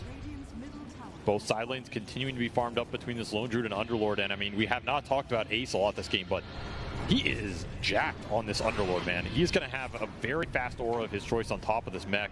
Looks like Pipe will be the decision here. Mitigate a lot of the teamfight presence from these two supports. By the way, Soxa still not level 6 on this Snapfire. They are missing so much damage because of that. Just needs just a little bit more experience to get him there. And now they don't have the Kisses to combo off this arena quite yet. And as a result, they need more damage. Maybe Durachu can live through this. Now the Kisses come in still, though. Rams are going to die for it, and so does Pure. So maybe they've killed the enemy carry, but they've lost their own and their offlaner as a result. With Quinn hitting the back line as well, it's going to be more. Disruption goes out, but he's surrounded. He comes back out. Too many heroes to survive. 4 dead. You got the enemy carry, but was it worth it, Tundra? Not at all. That is a steep price to pay. And it's a fight again without the Batrider, who's supposed to be kind of your early team fight skirmisher, giving you the spell damage, giving you the extra kill ability. Gaiman, they just have a lot of early sustain. This Underlord is incredibly strong gating into a fight like that. You're just going to be stuck in the pit Firestorm. You have Solar Flare running the whole time. The Pangolier Rolling Thunder's uncontested. There's a lot of turnaround potential in this game and lineup if you make a move like that and it doesn't work out cleanly or quickly. Yeah, cleanly and quickly was a big problem there, right? With no Kisses immediately on the arena. Couldn't get that fast kill on the Lone Druid. Now things are just very awkward for Tundra. And it looks like Gaming Gladiators, maybe a mirror of Game 1 with better success, as they are just picking up pace and they have an aura hero behind them. Looking for another big core pickoff. Ramsey's 200 gold off his Blink Dagger. Does not want to die right now. Quinn coming through. Quinn tries to chase after him. Doesn't hit the slow from the shield crash. Celery diving into a tier 2 like that. I guess it's tanky enough. Thanks to the Pavis, he'll be able to shrug off some of the damage from the tier 2. But no luck on Quinn finding a kill, but maybe Quinn can find it somewhere else. Thompson, he tried to put himself up on this trunk area and TP out, but Quinn landed right on top of him, stopping that TP. So the best Thompson can do, try and get this kill on Celery. They actually need the extra help as Thompson's kind of tanky, so they bring in Ace. Ace will help deliver the kill, and back he goes through the gate. Did pick up the shard here. Just wants to output as much single target damage as he can on this bat, and that was his amp damage rune. Couldn't find anything with it as the gank comes to him first. Gaming controlling the side lanes, controlling the map right now. They still have ancient stacks as well. Duracio is going to eat through, or they're eating through him. Yeah, just a little bit. And finally, that blink will arrive for Ramses. This has been a very different Mars game for him. Much more difficult one. He has not been the initiator we're used to seeing. And even with this blink, it's defensive positioning from Tundra here. It will smoke him out. So they want Dyrachyo right now. They would love to be able to jump in. Dyrachyo's sitting on no HP, showing on the mid wave. Oh, he's going for the shield. I mean, he's dead here, right? Oh my god, he is so dead. Dyrachyo, they put way too much reliance on his ultimate to give him the HP he needs. Dies before it even comes into contact. Maybe not aware this is the one part of the map where Tundra do have wards, because they're both in that mid lane. The rest of the map controlled by the dire vision right now. Yeah, he's going to circle it out. He's like, they saw me, guys, but I mean... Maybe it would have been better to just die to the Ancients. It's true. Instead, that kill goes to Tundra and really helps bring down that net worth lead that Gaming Gladiators was beginning to build up. Still, though, it does feel like Tundra... Are we going to be playing for like another triple BKB timing again, or is this a different tempo that's going to be set by Tundra? I think you want triple BKB at some point. I think the Bats is going to be the latest here, but the other two are going to come out pretty fast. Wind Ranger already halfway there. Mars basically halfway there. Going to be an obnoxious item for Gaming. They don't have a lot that goes through it. It's kind of like the same problem Tundra have with Rolling Thunder. Gaming are going to have it with these BKBs. Just a question of how strong Ace is on this Underlord. Like, can he just be the bulwark in the fight that lets you push through those early timings? 9 seconds can be a long time, but if you have something like Pipe and Greaves to match that, you just sustain through it, and it doesn't matter. This Underlord is king of the map right now. However, you do have to worry a bit for Dyrachyo here. Like, that was his 3rd death on this Lone Druid. Generally, this is a hero you don't want to exceed, 1 or 2 deaths in that early game. Really slows you down. He is falling behind a bit. Yeah, I mean, considering the lead that Gaming Gladiators has had, the fact that he is 900 behind this Wind Ranger is very concerning. I mean, Pure also has 3 deaths, but he found a bit more off the rotations, and he shut down the Bear in the laning phase. Is there something to be said for the fact that, like, with this Whirlwind facet, right? Like, he is splitting damage between all of the units that are in these fights, all these heroes that are in this fight. And Lone Druid operates with 2 units.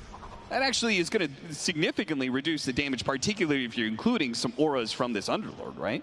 That's nice. You get some extra neutral items on top of it that give you some extra HP or armor or whatever. Yeah, it's a big damage soak. I mean, that's the biggest thing that we saw about Lone Druid yesterday when Pure was playing it. Yeah. Is it caused a lot of teams issues in terms of you pump all this damage into the Lone Druid. If he doesn't die, that just wins you the fight on itself. You win by sheer fact of you dealt 10,000 damage, and it all went into this hero, and he doesn't care. Is there a danger of Tundra running out of damage with this lineup? That's a big question mark that maybe falls on this guy right here. Like, how much does this Bat Rider do in the ultra late? Yeah, right? Is this shard right-click build actually going to do something for us, or? I mean, what does it even look like? There used to be like Mask of Madness Bat Rider builds and stuff like this. Like, are you going to get a Gleipnir of your own? Or are you just scaling into Hurricane Pike, BKB, Moon Shard? I don't know. It's very weird territory. You might end up with an Ags at some point. You might want to go back for a Blink so you can try and find this Lone Druid at the start. Used to be like an Orchid or Witchblade build up on this hero that we could see him go into. There's a lot of single target damage options on the Bat Rider, but a lot of it's finding your big target in the fight and bringing him down first. And, that's dependent on vision, dependent on initiation, where your wards are. A lot of factors Thompson has to consider here. And, of course, Solar Flare's on the other side. So Gaming are not going to lack the overall team fight damage. True. I mean, Marcy plus Mirana, you can't really ask for more damage buffs here. That is true. I mean, both of these heroes have shown that, yeah, they're giving damage to their allies, but also, like, going later into the game, Mirana and Marcy are, I think, my #1 and #2 when it comes to supports turning into cores. Like, heroes that are just able to do damage and kill heroes by themselves. And we've seen, particularly from the Mirana in this tournament, maybe less so from the Marcy. Whitemon going to be jumped underneath the tier 2 as we get back into play. Gaming Gladiators wasting no time to find kills. And Gaming are itemizing for this kind of right-click buildup, right? Drum on the Mirana, Solar Crest on Celery. You're going to have a Vlad's at some point in this lineup, probably guaranteed. You're going to have the auras on the They're still going to go for him. Dyrachyo knows about this. He's baiting it out right now. He got off his ultimate. Can they catch anything for this one? Ramsey's going to go for the TP away. TP away. Close call, but he barely made it. That is close. And Dyrachyo will be the one dewarding here. He's like, I'm sick of getting jumped around this mid lane. Still a ward for Tundra on the back, but it's going to expire soon. Quinn wants to catch Thompson again. Does have a shield rune here. Do not let these heroes manage to cut waves. Quinn, make sure to get the punish on him. They did manage to get a rune, trying to prevent him from getting up the cliff and dodging some of this damage. Gaming Gladiators again, a gate, and back through. Ace needs some help, and he's going to get the full squad as reinforcements. Whitemon caught from behind. These gates have been so efficient for Gaiman, just finding action on both ends. And all Pure can do is try and push out the waves and farm to his BKB. Not ready to take this fight head on. And look at this 18-minute potential high ground push here. We've seen this before. We've seen this before at a TI for Gaming Gladiators. A pre-20-minute high ground push. This is their bread and butter. They tried it last game, but they were pushing into an Aegis, and they kind of missed their window. This time around, it feels like there's a much larger timing for them to do this. And even if it fails, I don't feel like their lineup's going to fall off nearly as quickly. Nope. They get Tundra back a bit, get an ult out of Soxa, get half of a tier 3. Glyph is down. Very happy with that exchange. They're going to get the power rune for Quinn. A lot of these power runes have been going to Thompson. Finally, this Pango will snag one. It's a good one in this Arcane. And now the pressure's on Tundra to try and reclaim some of the map or make a move. You're still looking towards these BKBs. You're closing in on Pures. In fact, it's done flying out on the courier. Ramsey's, it's a far ways off here. Just gonna roll on him. See if they can chain stun him in between the mid arches. They've got him dead to rights. Ramses is out, and now Quinn's just gonna look for a little bit more here, see if there's anybody else from Tundra lurking around, and it's Thompson, but he is quite fast. Can run away. You can do that, but at some point you're gonna have to fight in this game because the push is coming. The Gleipnir's done for Dyrachyo. This Ags is flying out for the Pangolier. And you have Ace with the Aura to back all this up. So another tier 2 will fall. That Arcane Rune Rolling Thunder also means it's going to be up again in less than 30 seconds here. Can easily make another play. Or just go straight to this tier 2 bottom. No Glyph available.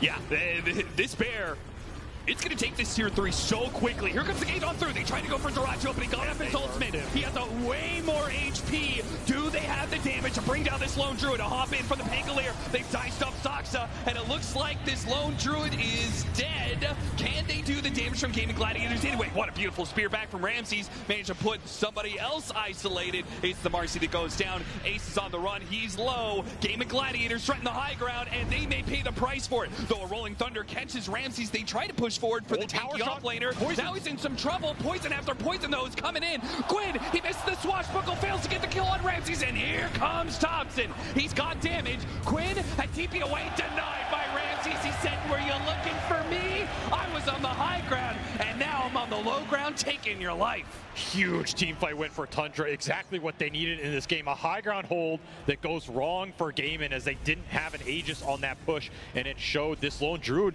He's killable. He dies in the center of everything. Tundra are close to losing heroes of their own. But Thompson, he's able to skirt around the edge of this fight, come back in a second time, make his presence felt in this game. Now all of a sudden, you have the most farmed hero in this Wind Ranger. It's a big death for Dyrachyo. It's easily a fight that if Gaiman win, you're just taking racks, maybe multiple, maybe on your way to closing out this game. They really trusted the fact that Dyrachyo was going to be tanky enough to be able to push through that, especially with Yoris behind it.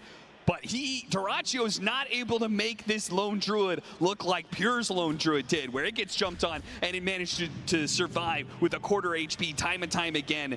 Maybe some of this is just the impact of the supports. I mean, that Shadow Demon did so much damage. Whitemon was able to do a lot there onto the Lone Druid, stacking up 5 stacks of poison easily in the early part of the team fight. Plus super clutch disruption on Pure to save him at the end. Yeah. And then Ramsey's able to come in a second time. Just the kiting. Perfect there from Tundra.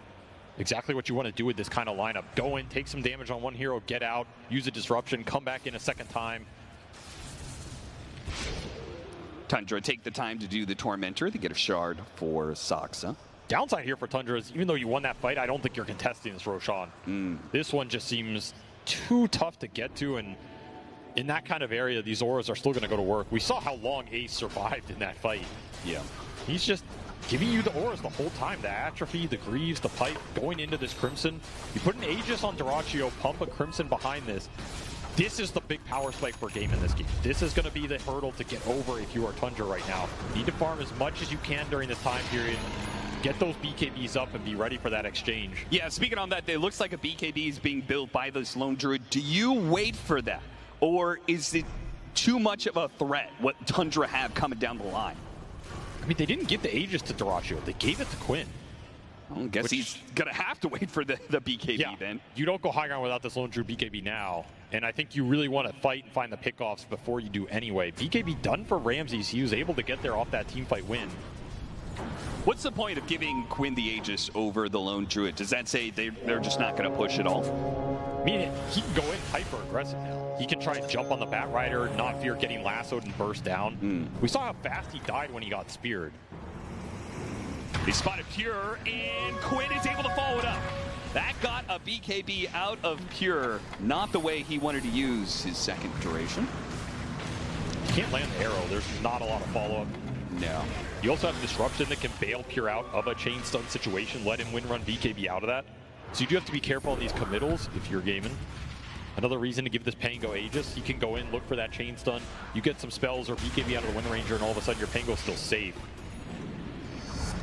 And BKB done for the lone druid, so Dyrachyo, he's online right now, level 15 as well. Looking for that last tier 2. Tundra, I mean, you have two options, right? You can take the high ground defense, but you can also try and smoke and wrap on Gaimin and try and find that backline with your Mars jump plus your Bat Rider going in. It's one way to play around this Aegis if Gaimin commit to the push. Yeah, it feels like a hard decision to make just because of the fact you're playing high ground with a Bat Rider. Usually you want to take advantage of that high ground area with that lasso pullback, but I mean, he doesn't have blink is the thing. Yeah, so it's a very different Bat Rider than most we've seen through Dota history. This one's a damage Bat Rider. He's very tanky as well. Yeah. If he finds his target, like Thompson will bring him down, especially with the support follow-up. You just have to get in there. And a lot is dependent on the arena to set that up. Gaimin will swarm the map with another smoke. Just cross the lanes here, looking for a straggler bottom. There is Ramses, but no BKB Pierce means he can always just BKB TP out. Yep. And Tundra, they're poking into their own jungle, feeling like Gaimin are split on the map. They're right about that. They certainly are. Celery, Shackle shotted. Ace is going to go in as well as Quinn to try and bail him out. Celery's still in trouble though, being chased by the Pure Whirlwind. Got all of these heroes inside of the arena. Ramsey's coming in from behind. Hits a really nice one. Trying to finish off Celery. Still got the other support instead. Ramsey, he's not going to get it right now. Celery's actually bodying them. And Pure, he can't chase after it either. In fact, he's in trouble right now. He needs to get out. Thompson though, he did the damage to bring down the Aegis Pangolier. Pure deep out on the map. He doesn't have a TP scroll. He's going to have to go through the gate. Game of Gladiators do not seem to know where he's at, so it looks like Pure is away and clear. A sick arena by Ramses, but the fight was super split, and the rest of Tundra could not get through that Pango Lone Druid front line. So he'll trade out some heroes, get an Aegis down, maybe stall out this push that could have come if Gaimin successfully cleared through that fight. And I cannot believe Celery lived through all of that. He was the first target. Shows the strength of the auras here, mitigating a lot of the Wind Ranger's damage, and I mean, this Marcy has 3,000 HP. No joke right now. That's a support for you in 2024. Oh yeah. Thompson's damage is building up though. He showed it by being able to kill that Pangolier. You guys haven't seen this right-click Bat Rider. It does some big work, but it has a very high ceiling and a very low floor. So it's either going to be Flopson or Godson here in this game 2 of Tundra versus Gaimin Gladiators. And right now they're looking at a 7K net worth lead for Gaimin. They've lost that Aegis though, so maybe they feel like they can't push high ground. It already got rebuked the first time around. Maybe they're more comfortable just waiting for more items and more Aegises. This is the part of the game where Gaimin, you either feel comfortable with your scale or you don't. And if you don't, you really need to be finding more on the map, increasing this net worth lead, and going to that next Roshan. Or you're just confident in the Solar Flare Marcy going to boost this triple core lineup into that late game. Thompson would love a couple more fights where you can just find that Pangolier, drag him to his doom. He's kind of the ideal scenario. Very close to BKB as well, which will just kind of guarantee that play. Yeah, he'll always just be able to run straight at the Pango, even if he's rolling Thundered, right? That's going to be his best target. Paired up poke here. Whoa, Celery hopping way past there. I think he was looking for the Shadow Team, and instead they're going to have to try and kill Thompson as the disruption's down, but the lasso pull the bear back out. Now they're in trouble inside of this arena. The Bat Rider has been saved, and he can reset. Quinn, though, still looking for it. With the Rolling Thunder, maybe Thompson didn't back out in time. Thought he could turn back around, did not respect the push coming in from Gaming Gladiators. Gaming, they still have a lot of sustain here. Nice tank there from Ramses, making sure that Pure is not going to be threatened by Eratabatos into Arrow. Now he's being threatened by a pit, has to use the BKB, chases after them with the Whirlwind, doesn't have the arena to keep heroes inside this time around. They're going for the bear, and they might just be able to get it. Wait, the spear comes out, stop the kisses. The spear chases after him, but Duracio's too fast. He gets ahead of him. Quinn's in the middle of this, trying to go after Pure with the wind run. No, it's going to run out. He gets taken out. Quinn finds his man. Buybacks being used by Tundra, but all of a sudden a 7,000 net worth lead has doubled to 15K, and the assault from Gaming Gladiators will be halted for now. But you have to feel like another round is coming in soon. I mean, the first punch was landed. Triple buyback from Tundra here just decimated their economy. They absolutely need to win this next team fight. This game might just end.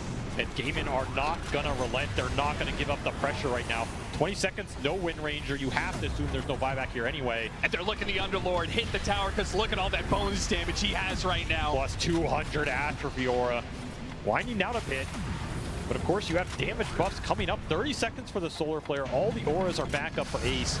Pure is just about to come back up. They need to try and punish Gaming Gladiators while he's coming back up. The arrow does land onto Bat Rider, trying to get him a cooking away. Gaming Gladiators chase and chase and chase, and Disruption still going after the Bat Rider while Quinn is disrupting all of these supports. Good hits all around from the Rolling Thunder, while Celery and Duraccio are doing some damage. Celery won't stop until he's dead, which now he is. Now the rest of the team without their big Marcy carry apparently are going to make a run for it. Duraccio has used BKB. Is it flee or fight? It looks like it's a fight, and Pure, a fight that he can't win apparently. A triple kill for Duraccio. Thompson's next one left. There's only 2 members of Tundra still alive, and now make it 1. Gaming Gladiators own the Tundra base. Absolutely rolling over them in the second half of this fight. Pure did not even get his BKB off, just got roared into oblivion. And the buyback from Celery. This beast of a 5 is back. Leapfrogging over another one. Celery goes for it. Hippity hoppity finds the last kill of Gaming Gladiators. Tundra.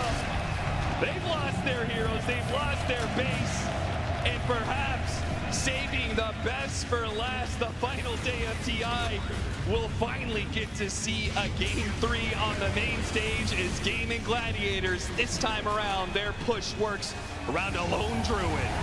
The timing's just worked out way better here. This Pangolier controlled a lot of the map, controlled the fight. Thompson just felt muted in that game. This bat did not come online fast enough. The early lightning prowess from Quinn really shut him down in that one-on-one. And Gaming are able to find their mark with, like you said, a lone druid that has just been absolutely unstoppable on this main stage. If you're not picking this hero or banning it away from your opponent, it feels like you're doing something wrong, because nobody has had answers. That game, they even found Duraccio a couple times on that mid lane. Yeah, you said this is a hero you don't want to have die a few times, and you did. And it just doesn't matter. The hero soaks too much damage in the fight. He's too good at using the damage buffs, the auras, the Roshan, the early pushes. You're just not ready for the bear. And he comes, takes a base, and like you said, we're going to get a Game 3 for the first time in this event on the main stage. We've had some great games here at TI, but these series, for whatever reason, just could not go to Game 3 until the lower bracket finals. See what the panel has to say as we finally get what we've all wanted. It's been a long time coming, but a game number 3. We're finally treated to it. And let's break down everything that happened for that game number 2 to cause this. I mean, first of all, the laning phase. Quinn doing much better this time round. Of course, in game 1, he was on that up, but taking out the Enchantress, not having the same impact on Whitemon for that mid lane, gave them that advantage. Quinn Pango, I mean, it's come back around 2024. Yeah, everything comes full circle, I guess, but I do believe that matchup isn't supposed to be that hard for the Pangolier, and Quinn really showed it as well. Like, you do have the Swashbuckle that can get you out of danger. Now that they've changed the shield crash as well, you can do a lot of trading with the Bat Rider as well. Thompson, I think he misclicked his Firefly early on in that laning stage as well, which hurt him in his mana pool department. So all that really just adds up, and he looked really, really comfortable on the Pangolier. But I definitely have to go back to the elephant in the room here. You let Lone Druid through, and your answer was Shadow Demon Mars? Like, those heroes don't do anything to Lone Druid here. So I think Tundra, they're going back into the green room there, and they're really discussing the key problems of what happened in this game, and it's definitely the Lone Druid. I do want to shout out the Gaming Gladiators Ace Underlord. I said it when we were watching the game. This guy is straight up the best Underlord on the planet. The next person is not even close, honestly. The way that he uses the portals allows Gaimin to play so incredibly fast in these games where they do have an advantage, especially when they do have a tower pushing hero and those auras. Like at one point he used the portal to bring Quinn to him for a gank, and then it turned out to be required. Like they were not going to get that kill without Quinn. I feel like he's just very, very creative. Like every single one of these fights that we're seeing, there's a portal spawning in the most obnoxious place, cutting off somebody's team from them. You know, it's truly something to behold. He makes a very boring hero not boring. Impactful, I guess is one way to word that there. But there was just so much more going on. I mean, this Lone Druid, it was called out a couple times. The Marcy support as well, coming out on Celery. When you think of Marcy support, most of the time you think of Xingqiu, what he's been able to do in previous series and previous tournaments, and you farm and you build into more of a core role or a pseudo core winter. But here, Celery was doing so much on that Marcy for his team. Great repositions in pretty much every team fight. Yeah, I think the key thing here is his lane with the Lone Druid. I think Marcin, you kind of need to be enabled in the lane, and Lone Druid is probably one of the better ones. You can jump on the bear, you can toss people back, so it's very easy for Lone Druid to kill heroes in the lane. We saw them kill off the Snapfire very early on in the lane, so I think these are the kind of things that kind of enable the hero, and after the early game you need to farm and become a secondary or tertiary core in the game, and he did a really, really good job. He was really tanky. He was a very good frontline hero. He initiated and he buffed his teammates and he kept everyone alive. Well, there we go, the scoreboard at the end of game number 2, and your eyes do not deceive you. It is a Gaming Gladiators victory, giving us a game number 3. We thought that the Snapfire might have been that little bit of extra damage for Tundra that could have helped them, because you really were head scratching around. Right now, it's just Wind Ranger that's going to be putting out the damage, and it's exactly how you guys predicted. It just wasn't enough. And then on top of that, even with the Snapfire ulting, it still wasn't enough here. Maybe a little bit in the middle part of the game, but late game, you could definitely see those issues. That's pretty much what I expected. I didn't think that Snapfire would solve their issues. It is good damage, but you have to chew through way too much HP with this Lone Druid hero. Another reason why this hero is so popular right now is when you kill the bear, it doesn't really matter as much anymore because all the items are on the hero. They're more effective on the hero. You press your ultimate, you have to chew through a bunch of HP. He's life-stealing on top of it. This Marcy is also helping him life-steal through it. And you don't have a way. The Doom is really good, right? Maybe in AA, these heroes aren't what you really want to pick in this meta. So it's going to be a little more difficult going to this game 3. I think the Lone Druid was an experiment. They thought they could take it down. They couldn't. More than anything than Lone Druid and all these other heroes I'm talking about, I think it's priority. First pick seems to be winning almost every single game in the last few days here. It might just come down to like a coin flip here on this game number 3 here, but if you're that second pick, you really have to come up with something here because first pick seems almost unstoppable. I do want to point out that kill participation from Celery was insane, by the way. 96% kill participation on Marcy, a hero that's not really that fast. It's not some Nature's Prophet or Zeus that's getting like that global impact, but he was there for every single fight. And this is a new hero for him in this tournament at the very least. Like this guy, his hero pool is fantastic.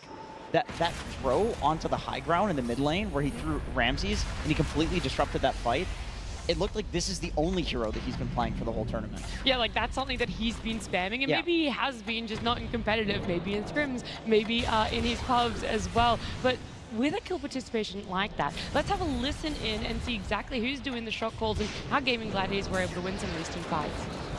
They kind of have the gate with Ace. Careful top, I thought. Getting into him. I use ulti. I can make you. We hit really hard, guys. Winner's not dead yet. I got him. I'm on the back line. Oh. Kill the back line. SD's dead. Kill snap. Okay, that's good. Let's keep it bottom. Open this tower, wisdom room. Don't...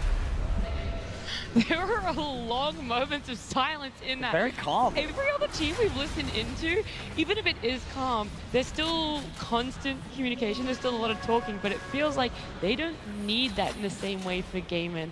Yeah, I mean, sometimes too much might not be good, you know? Like, that's true. You just need to say what you need to say, everything is clear, and it's very easy for people to follow up, you know? If too many people is talking during the fight, then it can be a really bit difficult for the players to follow. Alrighty, we got some more information coming our way. Not only are we gifted with that listening, but we're also gifted with the knowledge of Purge. Thank you, Neff. Yeah, amazing game, number 2. Very, very close one, and I liked what Tundra did to try to deal with the lone druid. They basically rotated their carry and their support to the safe lane at a mere 5 minutes. The downside is that killing these heroes is really difficult because lone druid is by far the tankiest hero on the map, and even after the first one didn't succeed, they tried again. Pure stayed, landing more power shots, dealing more damage, again getting Dyrachyo low, but not quite killing him. And then he stayed another 20 seconds to, again, a third time go on this 1200 HP hero at the 6-minute mark. This time they actually were successful limiting Dyrachyo's farm a little bit, which is a good thing for them. And then they rotated back towards the safe lane because Pure has to finally catch up a little bit, even though his net worth is high. But crucially, this ward here ended up being a really big deal because what it did is it allowed Gaming Gladiators to dictate the next couple minutes of the game, and they used it basically to get multiple kills. Pure at nighttime can't see much at all, ends up getting spotted as he runs through the jungle, and this gives them an easy kill setup. And watch this other crucial moment. Pure here is going to think that the ward's actually on this cliff instead, similar to when he died. So as a result of that, he fed his team bad information that kind of led to bad engagements. Check this out. Whitemon ends up going through the jungle, almost gets arrow killed, ends up getting ran under tower, doesn't quite die, but it starts this team fight chain of events. Pure does end up killing the Mirana, but he's going to end up getting punished for it. The nice Fiend's Gate is going to bring the Pango over, and as they're about to retreat, this ward is still here on the cliff, and as a result, now they get to go on Ramses. So they get this extra kill off of it. And then on top of that, what it just cascades into is an Underlord being extremely far ahead. He didn't get touched this entire period of time, so all the sacrificing that Tundra did to try to shut down Dyrachyo just gave Ace an incredible game. And unfortunately, the one other hero that wasn't in these team fights was Batrider until now. He spent a lot of time farming, and his impact was not enough despite being AFK on the map. So that is how Gladiators got ahead, and once they had that aura advantage on Ace, they ran with it. Thank you so much, Purge. I mean, the crowd loves him there. I always admire the knowledge and the deep dive that he's able to give us there. Vision has always been a priority within Dota, and I feel like Tundra has been one of those teams that has been very on top of it. Gaming Gladiators as well, though, Winter, you've had some stats in the past of how, even though they have one of the shortest game averages, they still have one of the highest dewarding and observer ward plans. Yeah, they're really good at finding their opponents' wards, and they're placing their wards in positions where it's very difficult for the opponents to figure out as well. You know, like playing fast definitely has a lot of to do with it, because when you're playing fast, you're attacking into your enemy territory, and it's very hard for them to come in and deward. Maybe they know the ward's there, but they can't really afford to spend time to find it because they're on the defensive. And it's really important that when you're attacking, you need to have good vision. Yeah, it makes sense. I mean, they move into so many areas when they're like sweeping across the map with these auras that they kind of have to bring a ton of sentries and dewarder, because otherwise you're fighting into opposing vision. But I also think what they're very good at is holding an area once they do have vision down. We saw there was the bait on the ward where it looked like Quinn was going to portal out, but then they just stayed and then baited on top of that ward. The good teams are very good at doing that, deciding to just linger around for 10, 15 more seconds and see if something presents itself on one of these wards. And Ramses, he did give it to him in that game. Yeah. And I think in the second half of that presentation as well, which was interesting to see, was they brought 4 heroes to stop the lone druid. That was like their strategy. And Pure, he stayed up there for like 2 minutes, like trying to punish this lone druid. And if you have to do that, that is an overcommitment. Now all of a sudden this Underlord is just free farming for 2 minutes. He's catching up in the laning stage, and he becomes a problem in this game. So their idea was to try and shut down lone druid, but if you have to bring 4 heroes to shut down 1 hero, that's a problem. There's something wrong with that hero, and it needs to go. The cost is too high to solve it. Definitely. Have people just forgotten how hard Ace has been able to carry games in the past? Like, what is going on? How can you be so tunnel vision to be like, lone druid, you got to focus him, and then Ace is just running around doing whatever he wants? I mean, this team has thrived on that so many times before, Jenkins. Yeah, it is. It is funny how. Okay, that's a very good argument for banning out the lone druid. If this is how many people you need to solve it, because I do feel like in the past where we have seen Game and Gladiators struggle is when people go on ace when they like 3 to 4 man this hero. But the thing is, this has also been something like we saw 33 get left alone the other day as well, and he 1v5'd the game on Sand King. So it just seems like it's kind of a trend right now to play in the safe lane, which gives the offlaner some free farm, and then you see these offlaners having some crazy performances.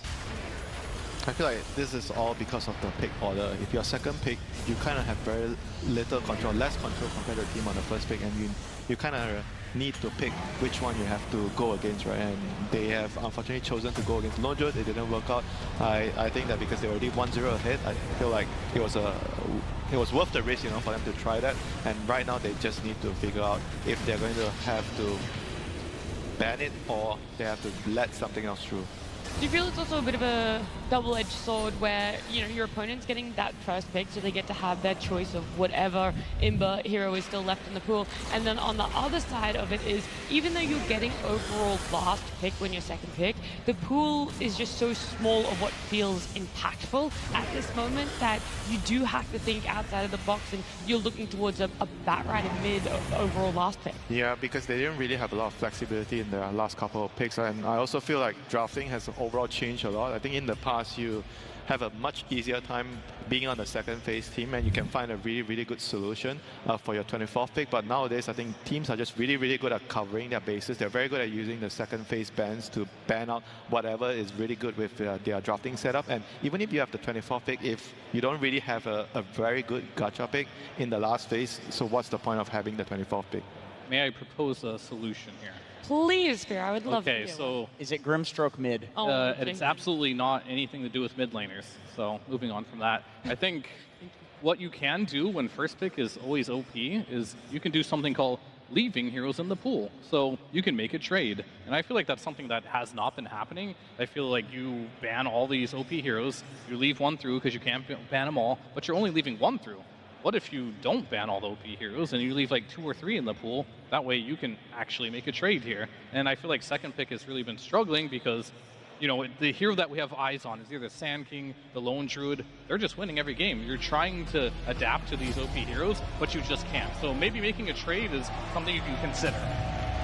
That is potentially something these players have thought about while they were backstage in their warm-up rooms preparing for our very first game number 3 on the main stage here at TI13.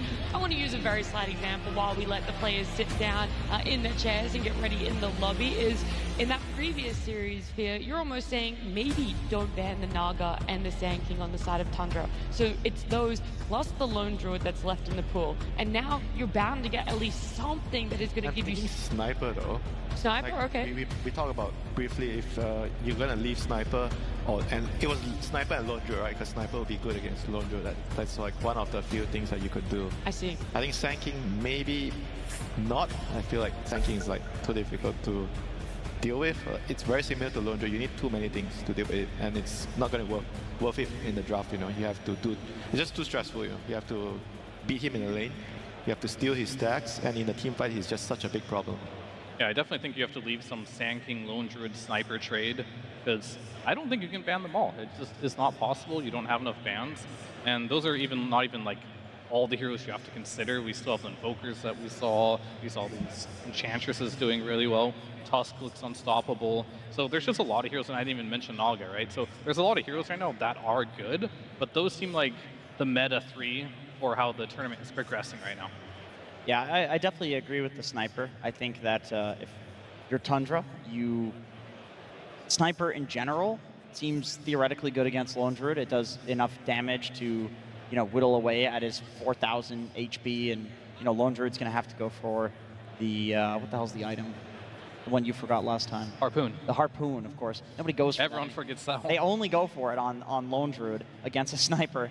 But if you have Thompson on your team, I feel like he's also going to make it work. Like, he is one of the few snipers that plays with the Aghanim Shard. He gets an early grenade, and he does cool stuff with the concussive grenade. So because you have Thompson, and because theoretically it should be good anyway, that's definitely enough to warrant potentially letting the lone druid through.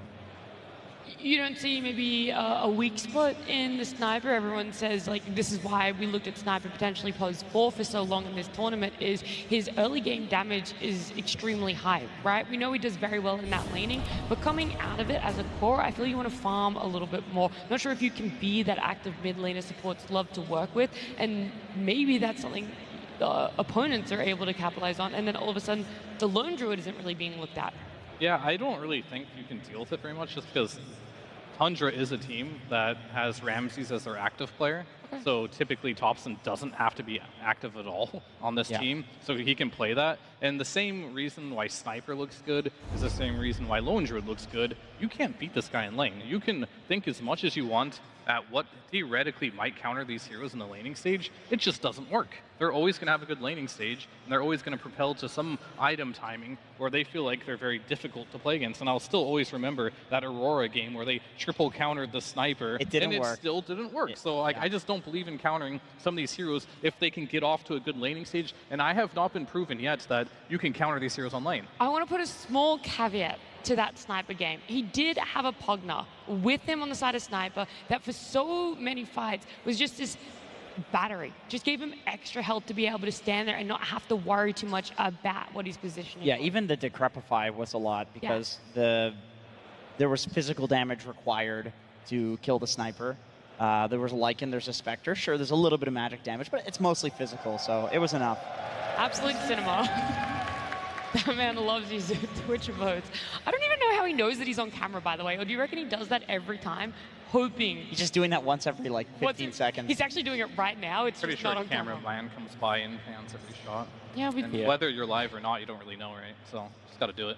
You're just gonna pull. Yeah, YOLO, go for it. He's in good spirits for sure, you know, getting to play Pango on the main stage. Yeah, not only that, but getting to win it, getting to be the first team to put an end, even if just for one game, towards Tundra's lower bracket run that has been so dominant so far. And on top of that, our first ever game number 3. I feel like we haven't talked about it so much, how these teams normally aren't able to have that stability in their emotions to be okay with being one game down. And on the side of Gaming Gladiators, it wasn't chaotic. They still had structure towards their team fights, and they were very aware of what all their timings were for it. And it didn't feel like a team that was literally on the brink of elimination. Yeah, I think they got everything they wanted in the draft, which definitely helps when you get into your comfort zone. Like when you're in an elimination situation, guess what? You get Ace on his Underlord. All of a sudden, you feel at home there. Quinn, Pango, they all went in their element, and I feel like it doesn't hurt rather, that they outdrafted them pretty heavily too in that game. So yeah, everything worked out, and now all of a sudden you're in this game 3 situation. Both teams are feeling it, and this is when the best Dota's played. Yeah, I agree. I think this will be a very competitive game 3 because Tundra also, they let the Lone Druid through. They tried something, it didn't work. I think they can kind of go back to the drawing board on that one. They still had a decent performance. They picked Mars into Lone Druid, which is specifically what people bait. Like, you want the Lone Druid versus Mars lane. It's one of the hardest matchups in the game, and still Ramses look pretty good. I mean, it also says that how much they really want the Mars, right? So it's just probably easier for them to just make sure that he doesn't have to deal with Lone Druid. Yep. I think both sides, we're going to see a lot of comfort picks coming out. I will say, yeah, that Mars, he kind of just did what he's been doing every other time he's gotten Mars. You get Blink Dagger and you just initiate for your team. That's all that matters, you know? He's able to get some good arenas off for himself. We'll see if he's able to do it for game number 3, if he's even going to get his hands on this Mars, because, it brings me so much pleasure to tell everyone watching at home and in the arena, we got a game number 3 draft. Gaming Gladiators versus Tundra Esports. Game 3. What heroes are these teams gonna let through? Do you widen that hero pool? You allow as many different meta and OP heroes through as you possibly can. We'll see. What we do know is that Tundra has that first pick, and I have no doubt in my mind they want the Lone Druid for themselves. Which they're not gonna get. Gaming Gladiators deny that. Sand King, though. Here we go again. Yeah, you're right. Sand King's there. They're going to take it for sure. And with the flex that they've shown that they're more than capable of doing, it is even more likely that they're going to take this first pick. What's the trade though? Like, what are you going to trade for this?